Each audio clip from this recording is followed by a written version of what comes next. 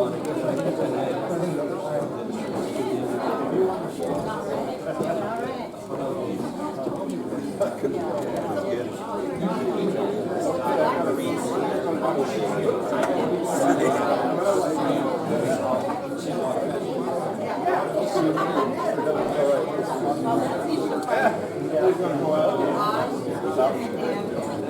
got two TVs on.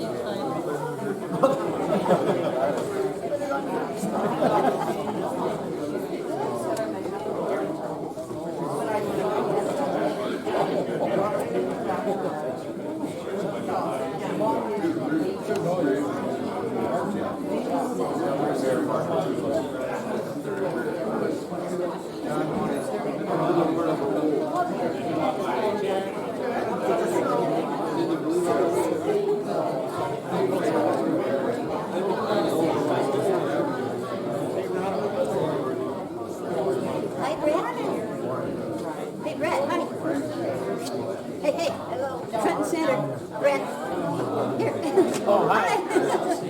I didn't know who was talking there.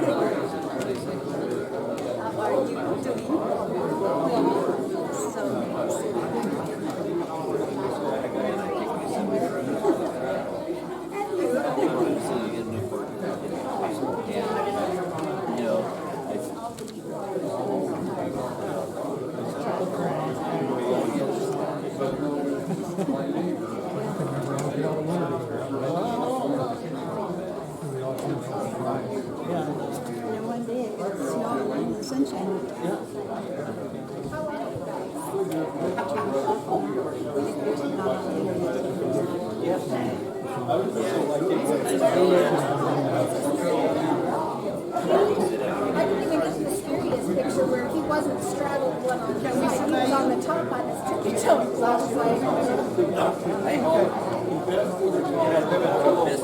Life insurance.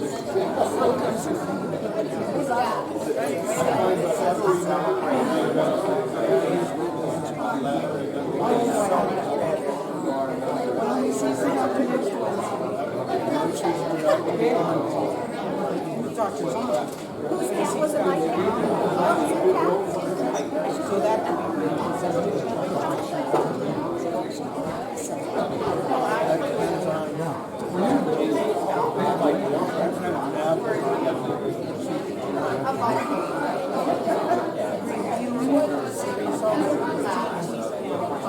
So he almost killed himself to save a cat.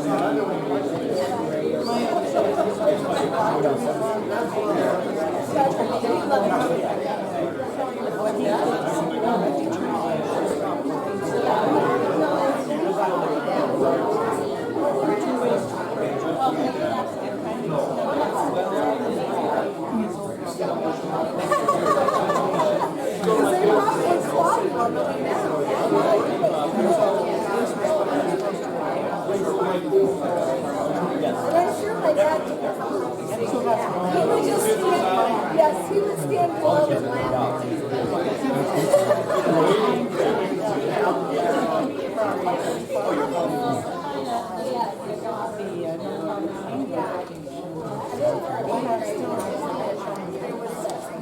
Mama and a baby was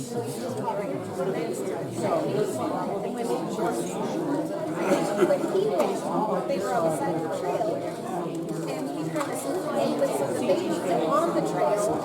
So I was kind of doing something with the baby. And I come to him and stop. And I'm like, Dad, you know what we're doing? And I have those shoes with the clips on it, so it's not like you can really, you're not really in that to walk. So I get some fire and I'm like, run around and he's just laughing. I thought, my life was at stake.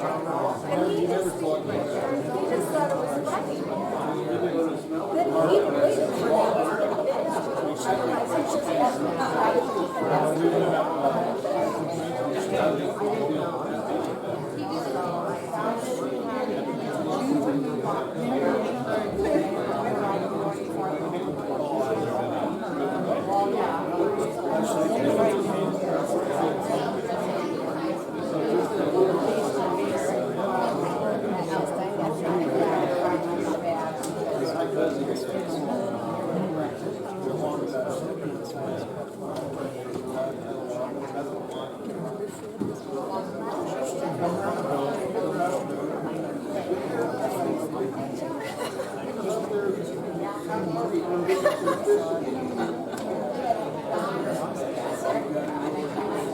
Just laugh.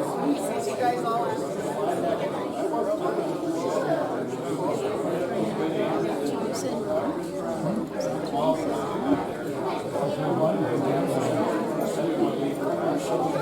And my dad had no problem.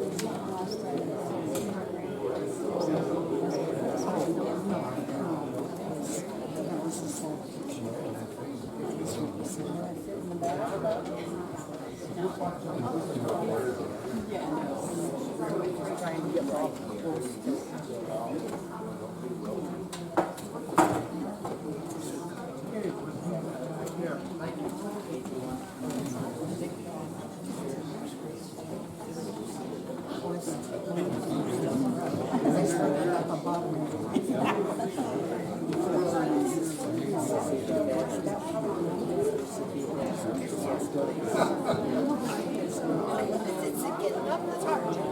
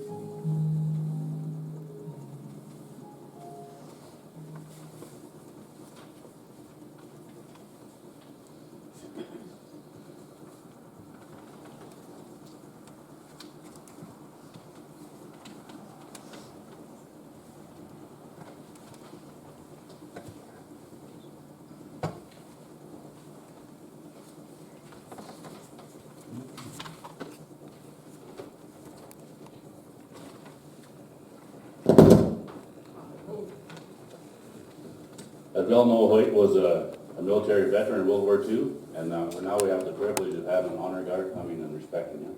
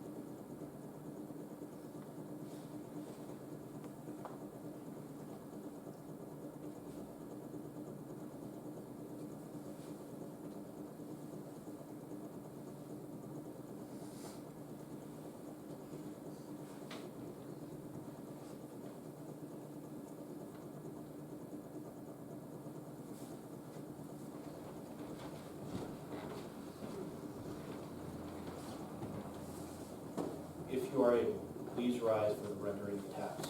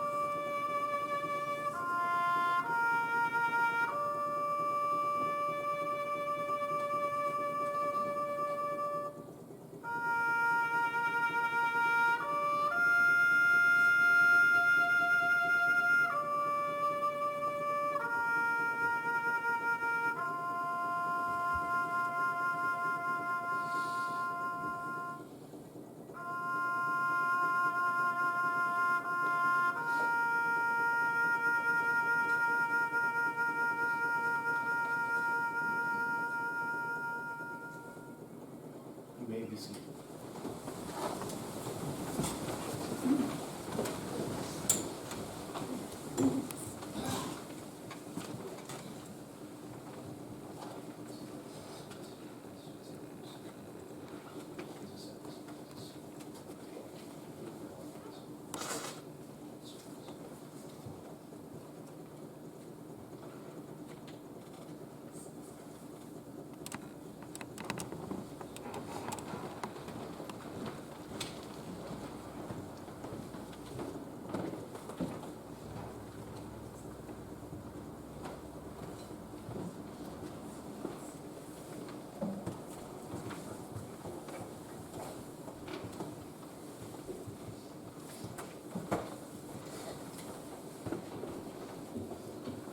Now we also have to try to talk.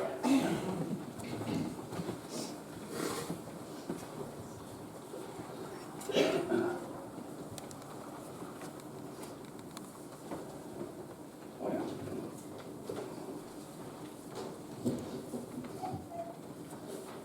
I'd like to thank everybody for coming today. That was pretty cool right there, we just saw. I appreciate everybody for coming. Yesterday I was up on a roof working for a guy, and I said I was going to be coming to a funeral. He says, "Oh, who was that?" I told him it was for Hoyt McLean. He didn't know Hoyt. I'm like, "Let me tell you a little bit." So I started standing on that roof of that house, started pointing out all the landmarks in this town that Hoyt had something to do with. After a while I got done. Now, what part of this town did he not touch?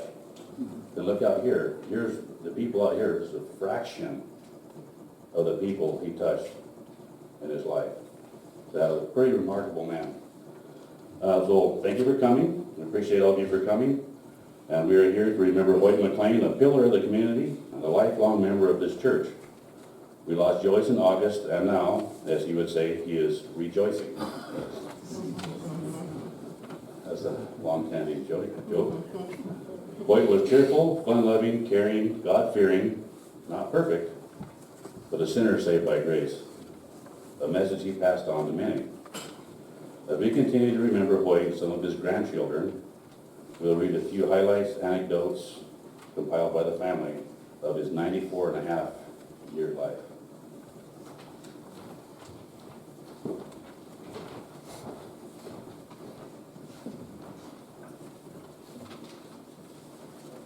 I am one of his grandkids, and just here to tell you that Grandpa was born April 14th, 1925. It's always one of the dates that I remember because it's easy, 25. And my mom was born in 1950, and I was born in 1975. So, I always remembered that. He was born in Boonville, Missouri, where his parents, who moved from Oklahoma, were leasing a cafe. And then they moved to Illinois for a short time, and then they moved to this valley in 1929 because his father wanted to find a job where his mom could spend more time with her son. His father traveled out here first, and then Grandpa McLean came with his mom later by train. And theirs was one of the first houses built in this town, now known as Pinehurst, and his mother had a part in naming the town of Pinehurst. His parents started the first grocery store and the first post office here. He delivered groceries for his parents and was a caddy at the golf course. He was very much a part of the history of this town. And he was also a part of the history of this church that we're in now, the church building as well as the body of believers. He accepted Christ as a Savior at the age of 8 during meetings held here by a 17-year-old girl evangelist. In 1933, his parents helped start this church, and he did his part in helping build it, whatever that was. Over the years, he was very much involved with the church in many capacities, teaching Sunday school, doing youth groups, having home Bible studies, as well as being a deacon and an elder. They also counseled many people. The door was always open, and it seemed people were always dropping in. And here's some people have written in different things that they remember about Grandpa McLean, and one of the people whose lives he touched, he said, "We praise God for this amazing man who shared Jesus with us. He was and always will be a huge impact on us. Thank you, Hoyt, for being our mentor, friend, and counselor, and so much more. You truly were a perfect example of your Savior." And another person wrote in and said, "Hoyt and Joyce will be greatly missed here on earth. They were loved like family, great godly examples and mentors. I have wonderful memories of the time I spent with them." And another one said, "Your folks were such encouragers to me since coming to know the Lord as a young teenager, and later on to John and me, visiting us once in the tribe and as a fellow ham operator. They were always high on our list of those to visit when we came through town. John and your dad always made their way to the ham radio." Of course, we know his license plate said his call numbers, which was KB70RF, in case you didn't know that. And he was really into that ham radio. One time, he was presented with a unique opportunity to share about God. At one time, they lived next to a tavern, and so when you live next to a tavern, you get to be around people that are maybe not in their best selves. And for some reason, in the late afternoon, Grandpa was sleeping, which makes sense to me if you're a father, while the rest of the family went out to visit their grandparents. So they returned home and they found him and a strange man sitting at the kitchen table where there was a gun and a Bible. And the stranger and his friend had been drinking the next door, and his friend wanted to go do something illegal, but he didn't want to be a part of it. So his friend said he would drop him off at a friend's house who wasn't at home, and just to go in and make himself feel at home in this house, which happened to be Grandma and Grandpa's house. And so the guy stumbled in, all right? And Grandpa, who was asleep upstairs, he kind of, heard the footsteps below and didn't know what was going on, so he went down to check it out. He grabbed his handgun, went tiptoeing down the stairs. He heard the basement door open, and so Grandpa went to the basement door and tried to open it, but it wouldn't open all the way. There was someone behind it. So he put the gun around the corner of the door, and he said, "You're about 3 seconds from eternity, and I bet you don't know where you're going." So he had the guy's attention, and when the kids came home, they saw Grandpa with the Bible open, the gun on the table, giving the guy some coffee, sober him up a little bit, and sharing God's Word with him.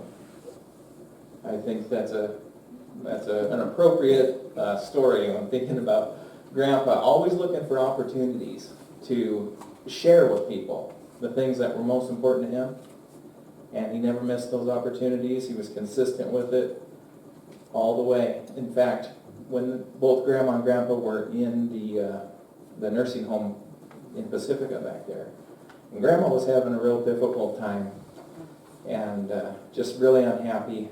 And Grandpa, towards the end, he had Alzheimer's. He was losing his memory, and so he couldn't remember much. In fact, he couldn't remember that I was his grandson, but he could remember I was the preacher at a church here.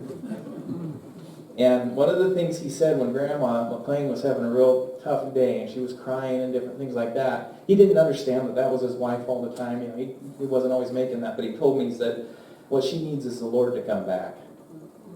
He knew that that would be the answer. And even in his state that he was in, you know, that was his heart coming out. Grandpa attended grades 1 through 12 at the Kingston School. And here's what he said about himself in his senior yearbook of 1943. I think it's interesting that today is December 7th, right? And that's when Pearl Harbor was attacked in 1941. And Grandpa went into the service in a real young age. I think he was 17, if I remember correctly, right after graduation. And we got to see the honor guard here honor him for his service. It's just interesting coincidence. But anyways, in his senior yearbook of 1943, he had these things listed about him. His favorite sport was basketball. And I got to experience him playing basketball. Now, if you remember Grandpa, he wasn't exactly tall, right? And it looked like he swallowed a basketball. But he told me once, I asked him what position he played, and he said he played center in basketball. It was different back in 1943, right? And not only that, but when my parents were going through the missionary training in Baker City, Oregon, there was a gym there, and my dad and I were down there playing basketball. I was in junior high, and Grandpa had come down to visit, and we were all in there shooting. And 3 other guys came, and they wanted to play 3-on-3 with us. So it was me, who was not an athlete, my dad, who was pretty good, and then Grandpa against 3 other guys. And I was thinking, this is going to be humbling. But Grandpa McLean sat out at the three-point line and shot one of these. Never missed out there. We beat those guys. He never missed a shot. He always hit those three-pointers. And I remember Mark telling me when they went up to, as the church went up to Kokolala one year at the camp up there, and Grandpa was up there, and they were playing basketball, and I think a loose ball was, and Grandpa was, I don't know, 60s or 70s or something, whatever it was. You know, and Grandpa went for a loose ball, diving to the ground. And I think it made an impression on Mark. Told that story, so. So his favorite sport was basketball. His pet peeve was housework. His best point was orneriness. His heartthrob were the majorettes. And his ambition was to get into the Coast Guard. And he ended up joining the Army Air Corps. And his job was in the ball turret of a B-24. And that's a very vulnerable spot on a plane that's in a dogfight, right? Served in the Pacific and later in occupied Japan, returning home in February of 1946. Of course, we know Grandpa was a joker. He was a teaser. He loved to get a reaction out of people. And so, consequently, the pairing of Grandma and Grandpa there was a lot of shenanigans going on. But my mom, Gail, she remembers being sent upstairs by her dad when she was a kid, holding a dead mouse by the tail. And Grandpa McLean told her to give it to her mom. Well, Grandma McLean wasn't too impressed and told her to take it right on back to Grandpa. Another time, he placed one of those water eyedropper things. He filled it up with water, and he placed it upturned underneath the back of the toilet seat so that when you sat down on it, it squirted water on you. He did that in his own house, and so when my mom sat down and squirted her, she could hear him laughing in the other room. Right here in this church, there were times he had one of those fishing line things with a dollar bill on the end of it. And he'd put it in the middle of the aisle there. Watch kids come by, or adults, if they weren't embarrassed, and try to pick it up, and he'd hit that button and go, you know, zip it back up. He liked to do that. I also remember Aunt Myrtle. Who used to live down the street here. She'd come to visit Grandma and Grandpa, and she was deathly afraid of frogs. And so Grandpa made sure to have a little frog that you'd push the bowl of air and it would jump across the table. And he'd tell me, Aaron, go put this next to your Aunt Myrtle. I'd do it and get in trouble, and he'd think it was funny. Anyways, those are some of the shenanigans he would pull. One time, when my older sister Heidi was in junior high, we were living in Post Falls. We had to borrow a car from them, and Mom had to borrow this orange Chevette. And if you know anything about it, Grandpa's cars or any other thing that he owned, it didn't operate like a normal thing because he wouldn't get rid of anything, he'd fix it, right? Or just let the thing have character. Well, this orange Chevette, my mom took my sister to school one morning, junior high, and didn't realize that every time he took a left turn, the horn would honk. And Heidi, not wanting to be seen in that car, was embarrassed to no end when my mom turned in front of the school and kids were crossing a crosswalk and the horn honked and Heidi hit the deck, because she was embarrassed about it. And my mom asked Grandpa, how come it did that? He claimed to know nothing about it.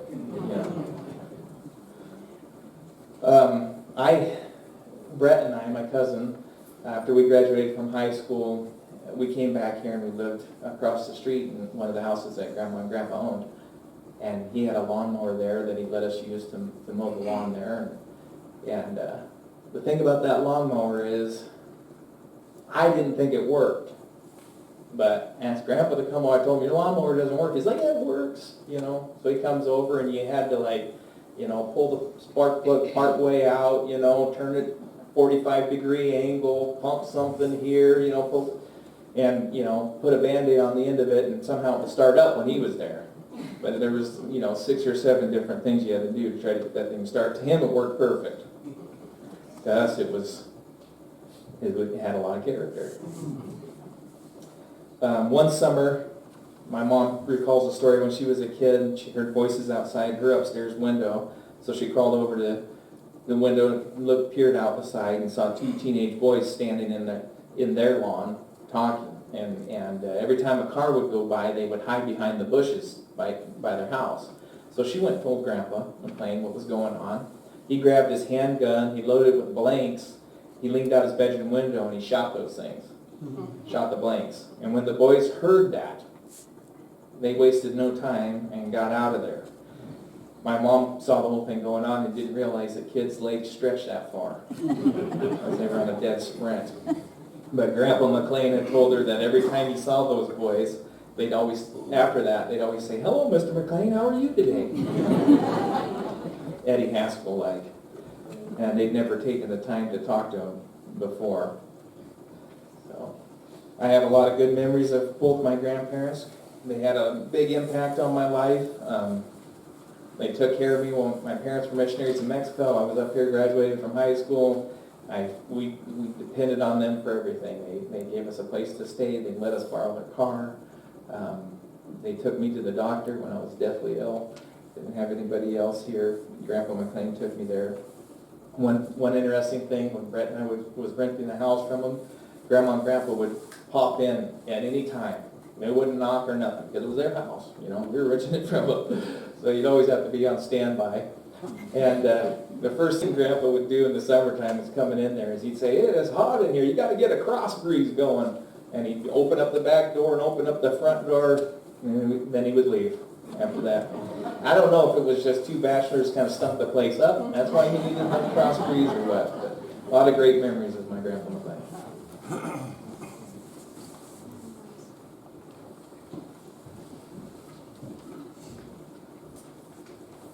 Well, Aaron had a lot of good stories, but there's more to be told. Because he lived a long life, so. Like Grandma, Grandpa enjoyed music. And the girls wrote this up. Maybe Uncle Ted did too, I don't know. But it says, when we were in the car, the whole family sang. One friend commented, I will always remember your dad for singing songs late at night as he drove from Coeur d'Alene to Pinehurst.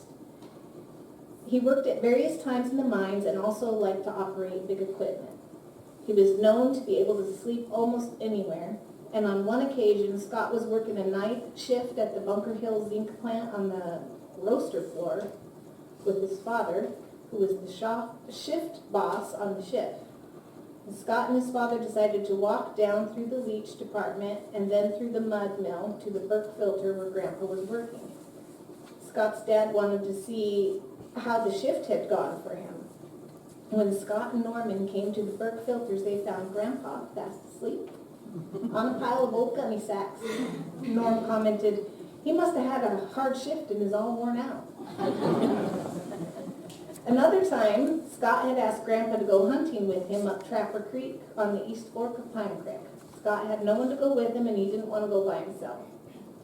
When Scott and Grandpa arrived at the place where Scott wanted to hunt, he knew Grandpa was not fit enough to hunt down the ridge, so he came up with another plan, and he thought it'd be a good idea for Grandpa to stay in the truck and stay alert. Scott said he would go down the ridge and run the elk up to Hoyt, or Grandpa. Sure enough, as Scott made his way down the ridge, he ran into a group of elk that ran straight up the ridge towards Grandpa. And Scott had followed the tracks up the ridge, and on his way back to the truck, thought everything, he was thinking he was going to get some elk dinner. The elk had parted and walked on each side of the truck, and lo and behold, Grandpa had not seen them. He was fast asleep in the cab of the truck. He couldn't leave him alone for a minute.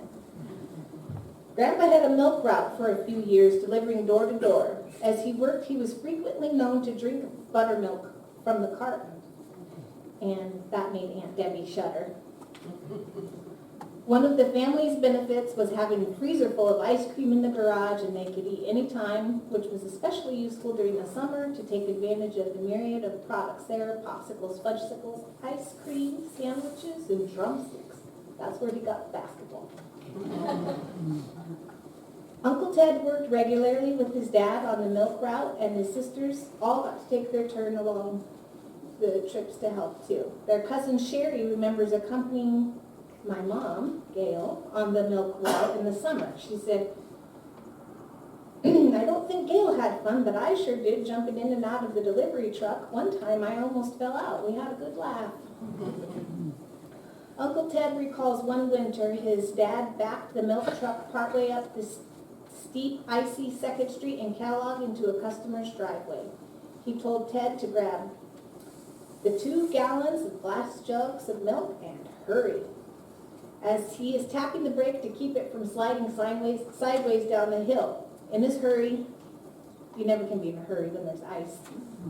Uncle Ted fell and broke the glass jugs, and he had to clean it up and get 2 new ones and return to the house, all while his dad was trying to keep the milk truck from sliding down the street. Grandpa loved to whistle, and one early morning his cheerful disposition got him into trouble. He was whistling away as he delivered milk when a lady called to him. Thinking she needed milk or eggs, he went to ask what she wanted, and she answered, "Stop that blankety-blank whistling in the morning." She must not have her coffee. She was waiting for her milk. He always had a ready smile and love for people. One day he came home from the milk route bringing a young couple who had a toddler with them. He had met them at one of the stores he was delivering milk to, and they must have given him a hard luck story, because he found them a job, a house, and bought them food. Unfortunately, after a couple of weeks, they up and left without a word. But I don't think he regretted ever helping anybody, whether they, appreciated it or any of that. So, this is from Hoyt's cousin Paula. "I will always cherish many memories of him, so full of fun, teasing my mom and bringing me and baby Jenny out of the Pinehurst flood in his milk truck to the party you were all having in the big white house." It wasn't an actual party, but they joined the other people he had picked up and brought home. And everything seemed like a party, between Grandma always having a few extra pies in the oven and Grandpa just being very personable and talking to anybody. Grandpa was known for jerry-rigging things to make them work or to keep them working, as you heard with Aaron's story. You did have to get special instructions from him, though, in order to make things work, as Aaron experienced. Ted and Shirley went back to Pennsylvania to help them move to Oregon. One of the vehicles they had was a 56 loaded up 2-ton Ford truck. As they got into Ohio, the generator stopped working and they were running on battery. No stores were open as it was Sunday, and Aunt Shirley wondered how they were gonna fix it.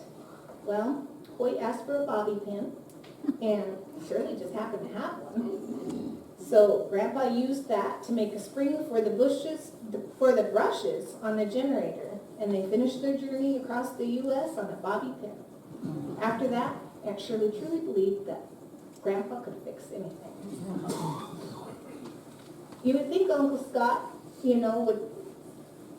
would think of a new person to rely on, but in 1976, Uncle Scott and Aunt Debbie drove an old Chevy pickup to Baker City, Oregon to help Grandpa and Grandma move back to Pinehurst. After having resigned from New Tribes Mission due to Grandma's health issues, on the way back, Grandpa was driving his old beat-up 2-ton truck, and Scott was driving his pickup and Deb was riding in their car. At one point, the 2-ton overheated and Grandpa had to pull to the side of the road to check the radiator level. As he stepped up on the front passenger tire to check the radiator, he broke off the valve stem to the tire and the air was gushing out of the hole. His hearing was so bad that he didn't even hear the air swirling. But Scott and Deb let him know there was a little problem. And so Grandpa quickly grabbed a big screw and screwed it into the valve stem hole, which stopped the leak. And Grandpa commented that will hold them till they get to Pinehurst. Surely you would think that you wouldn't really want to stop and get it fixed properly when you could just get to Pinehurst the way it was. And then Scott thought he'd do another hunting trip. And he borrowed Grandpa's pickup. And he noticed that the gas was low, but Grandpa told him it's fine. He's got a reserve tank and it was full, so he'd be fine to go up in the woods where there's no gas. So he drove. Uncle Scott took him for his word, and he drove all the way up to Pine Point and ran out of gas right at the top. And Scott thought, well, we got that reserve, so he switched the reserve tank valve, and sure enough, it didn't work.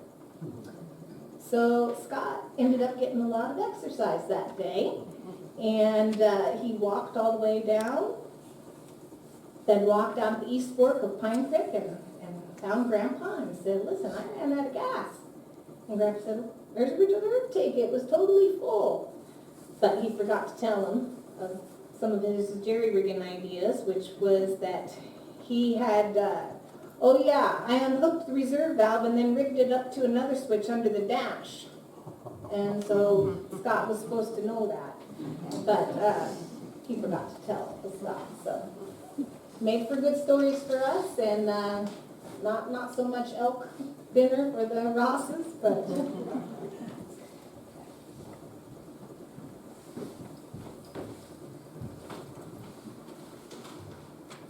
a few more stories. Grandpa and Grandma moved back to Pinehurst in 1976, and they bought the Tall Pine Drive-In, which I'm sure everybody here has been able to enjoy at some point. They bought it in 1985 and owned it or leased it out for around 30 years. I worked there for a few of those years with them there, and also when they were leasing it. And Grandpa was the one who kept the machines running in his special way. And he was the PR man, and he had to test the ice cream every morning to see if it was fit for consumption. He didn't want to poison anybody. So he was the ice cream tester, faithfully, never missed. Grandma and Grandpa loved being there at the Tall Pine, meeting and visiting with people from the community, and also those who were just traveling through. I know when I worked there and when they were owning it, they would just sit and talk to people who were enjoying their food, and very social people, and always ready with a story. Shirley recalls a time when a man came in to order a hamburger, but he didn't have enough money to pay for it. He asked Grandpa if he could charge it. And Grandpa said no. He wouldn't let him charge it, but he would give him the hamburger. So that's just a little bit of his character, that he was always giving and loving our people. The Tall Pine era ended for Grandpa when he was about 85 years old. That's pretty old. He enjoyed every minute of working there. Even when they finished working there, he still visited as if it was still his. For a while, he couldn't get away from it. One friend said, "Today as I read the news of Hoyt's graduation, I'm being kept warm by the tall pine sweatshirt I bought years ago. It's a special reminder of your folks. I loved their fun, loving spirit and care for one another and for others. Won't it be wonderful when we know the joy they know today?" Yes, it will. A few years before being in a care facility, Ted was over helping Grandpa mow the lawn. His dad was being helpful by pushing the big empty trash can over towards him. The trash can flipped open and he stepped on the lid. Ted happened to look up just as his dad was falling head first into the trash can. After Ted saw he was okay, he had a good laugh, and still does to this day, thinking of that sight. That would be quite a sight. I wish I would have seen it. After his last retirement, Grandpa mostly spent time driving around to visit people they cared about all their lives. While he was driving, he'd always be whistling, too, because I rode with them a few times. They were always on the go. Grandpa liked to drive, and Grandma liked to go. Man, they were always in their car. They were driving around town, seeing who to visit, who to pop in on. I knew that they would pop in, so I was always ready for that pop-in, too. It was difficult for them when they had to move to the facility. They weren't used to not being able to go where they wanted to go, whenever they wanted to go. Twice they escaped Pacifica, walking in their walkers down the street. One time they went to church, not this one, somebody took them to their church, real life. And another time, I don't remember where they went, to their house. So they loved being out and about, and the alarms on the doors didn't stop them, or their walkers. Grandpa loved kids. His face always lit up when they came to visit him at Pacifica. Even my little ones, who kind of rowdy, he just loved when they came and acted like a kid with them himself. His eyes lit up every time he came to visit. Every grandchild knew, and this is something that I always remember too. If I walked by him too closely, he would grab me by the wrist, really tight. And he would not let go unless I said the special phrase, which was, "Tickle-ock, I love Grandpa." If I said it, he'd let go. If I didn't say it, he would not let go. But I knew, don't walk too close to Grandpa. He will always grab your wrist. He did it actually to Yvette when we went and visited them at Pacifica. When he didn't remember much, but he remembered that. If a kid walks too close, they got to say the special phrase. So she was a little bit worried about it. It's like, just say, tickle-ock, I love Grandpa. So she did, and he let go. Many of his caretakers enjoyed him. He often introduced himself as, "I'm Hoyt, but not badly." Even with his Alzheimer's, his fun-loving personality showed through at times. He teased to the end of his days.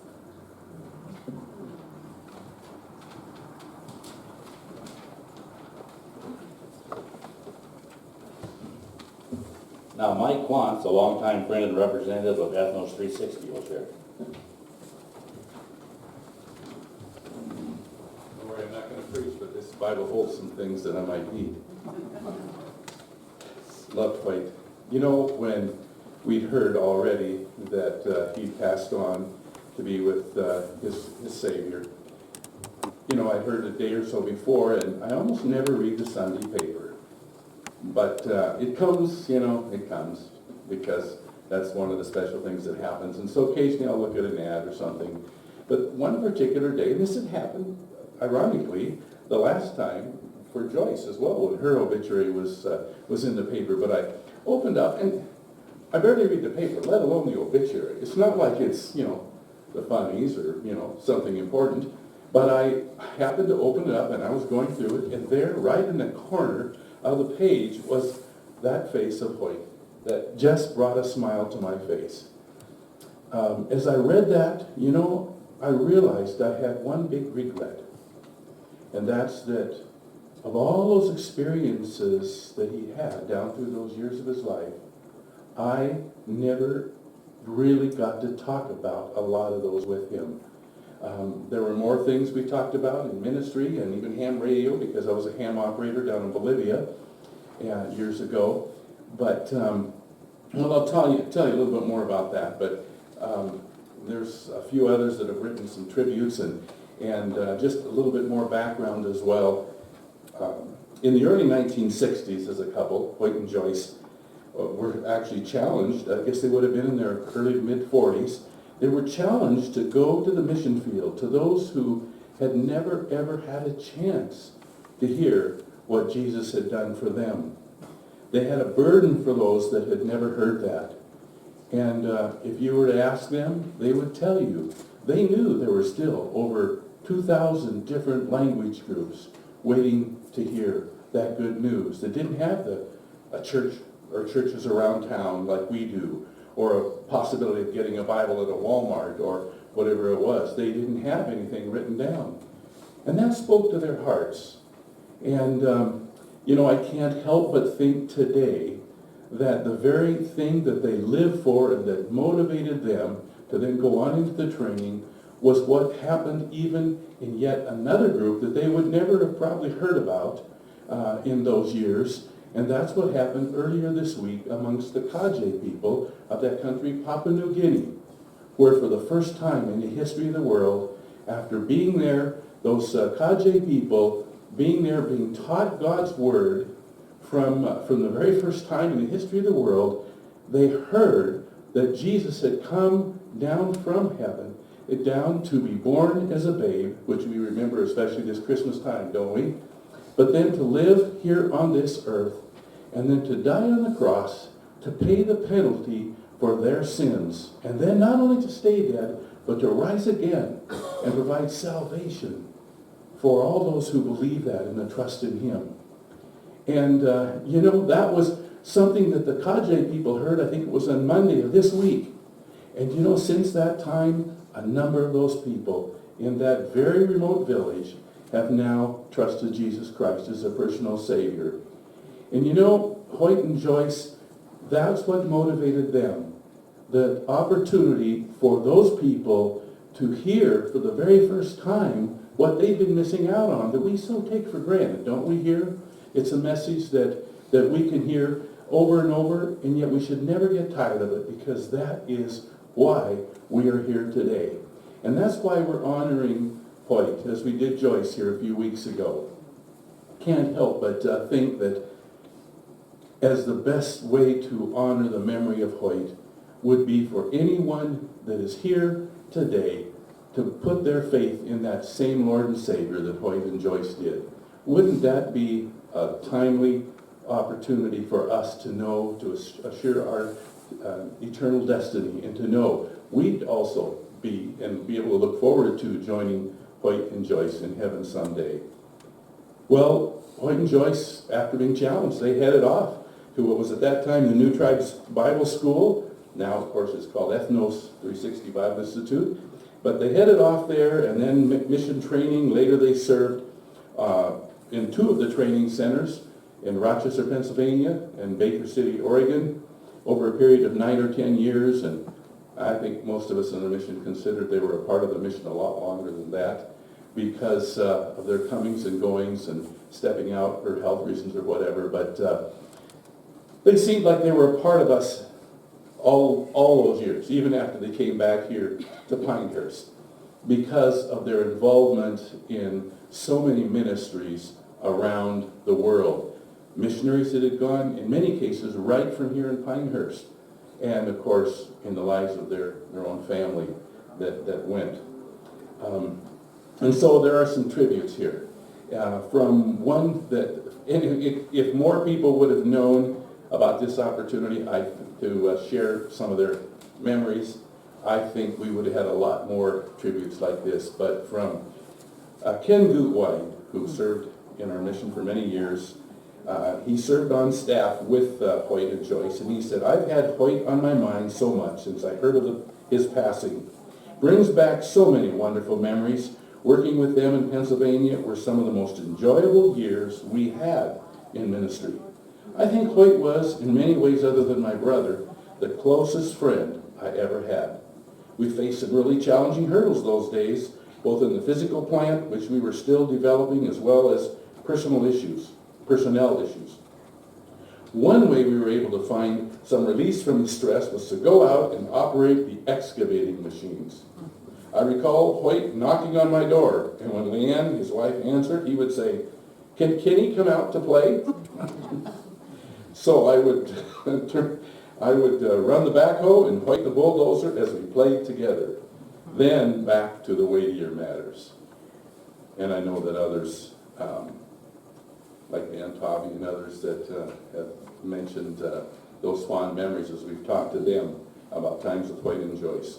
A couple more from students that were under their ministry. Hoyt and Joyce were one of the most practical, compassionate, common sense couples I met in the mission.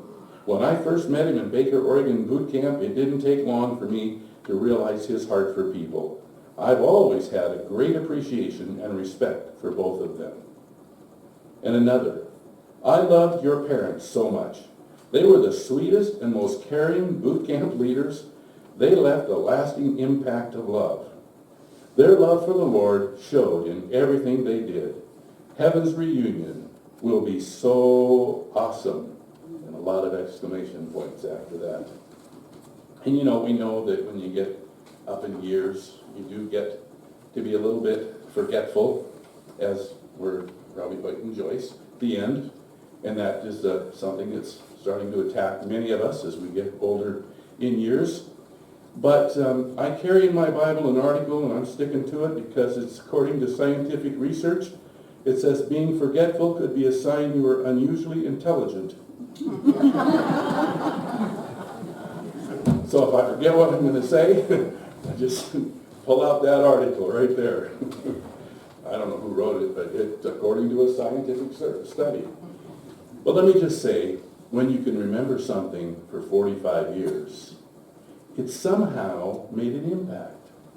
Probably because it tugged at something emotionally, something deeper inside than just a surface here, go do that, and you know what somebody says to you in greetings and whatever.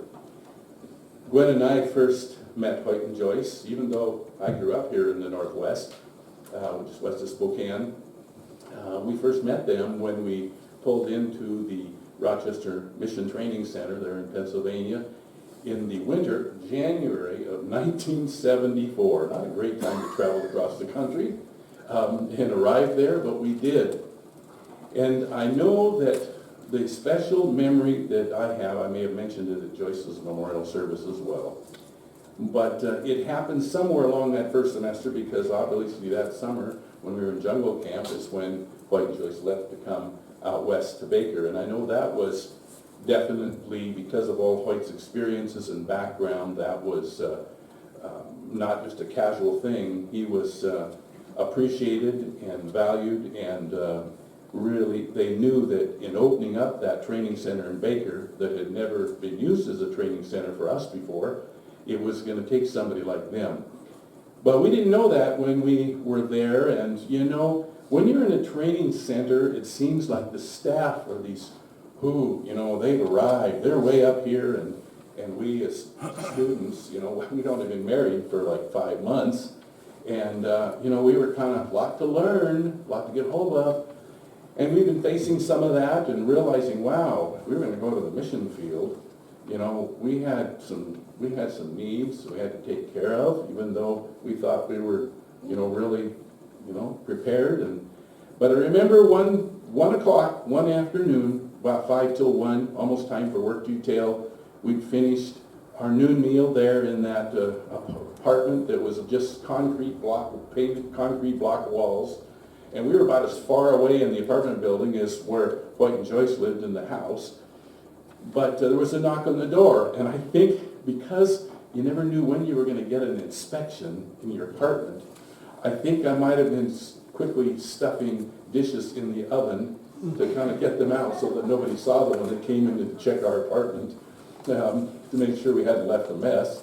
before we went off to work. So, but there's a knock on the door, and it was Hoyt. I don't remember why he came.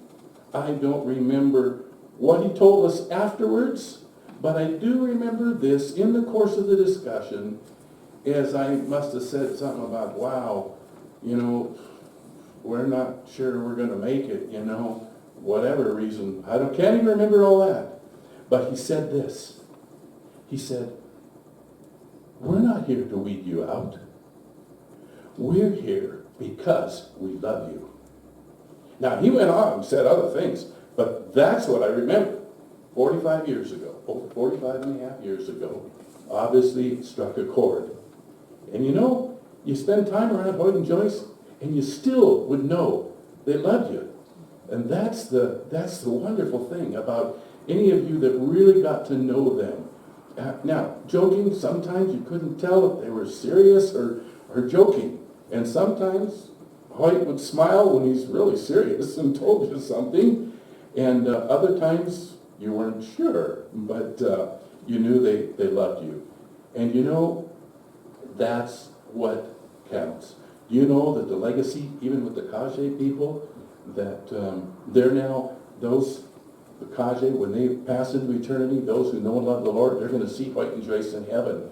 And I don't know, I guess they'll be able to make all those connections, but you know that the students and even the other staff that worked along with or under the ministry of Hoyt and Joyce, you know that left such an impact on so many lives for the years that they were there, that those people who have gone, and in many cases, the children of those people who they've impacted, because I can say that because I know that a couple of our children have been out on the mission field. So the legacy of Hoyt and Joyce continues on because of their influence here. Hoyt and Joyce were supporters of the ministries of their children in various ways, and Peter has a story that he recalls when Hoyt and Joyce came down to Brazil to visit them with the Manchinetti tribe. And of course, Hoyt and Joyce couldn't communicate in Portuguese, let alone in Manchinetti. But they did connect with them through singing songs. One of those songs was a silly song. It's called, it's hard to say this without laughing, Froggy Went A-Courting. Froggy, as in F-R-O-G-G-Y. Froggy Went A-Courting. It was complete with the croaking sound effect, and I think Peter wants to stand up and make that sound right now. So I never heard him do that. The Manchinettis called this the frog song, and it came from near and far to hear them sing it. Somehow this broke down barriers and endeared the people to them. To this day, they are remembered for this song and the visit they made to get to know the Manchinetti people. What a way, what a privilege it is to honor Hoyt and Joyce, and as we did Joyce a while back, but especially honor Hoyt today, and the memories that we have, and will treasure many of us for years to come.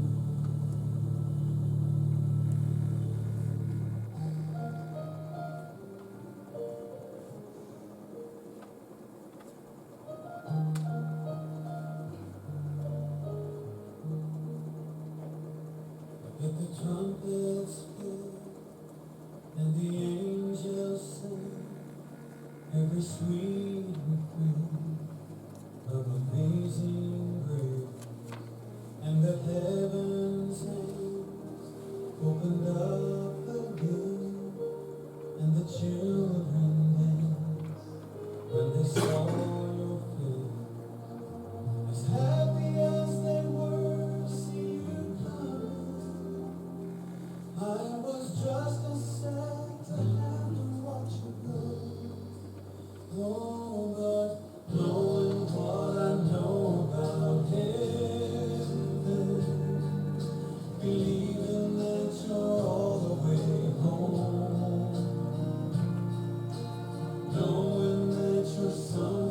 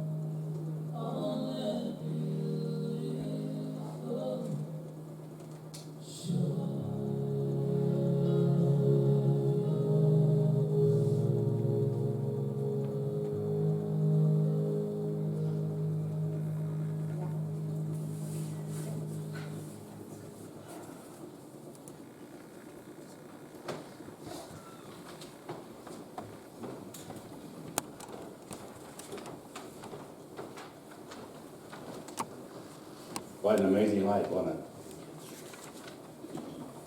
Okay, well, we'll pray together, then we'll go out to the Ed building next door. The ladies have been out there working real hard on a wonderful meal.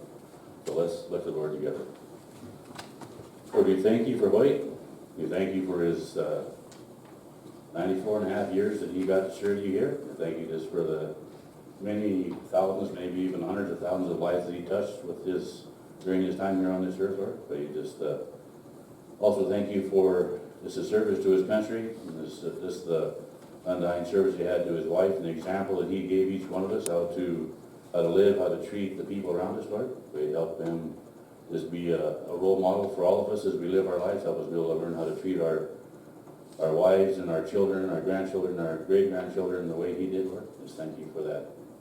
We just like to leave these memories we had of Lloyd. This way, just help us be able to remember these things and how that he lived his life throughout the coming weeks and months, Lord. And just thank you for everything you've done for us. Thank you most of all for your word that he valued more than anything, Lord, and that they gave him the strength and the knowledge and the wisdom to be able to lead the godly life that he did. We pray this in Jesus' name.